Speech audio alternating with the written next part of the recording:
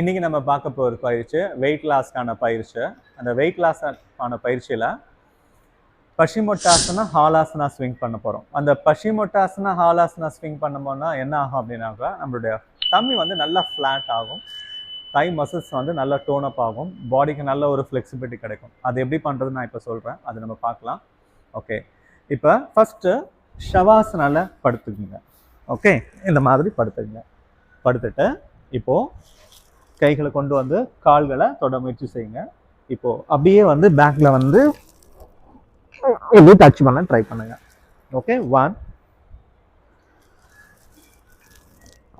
2 3.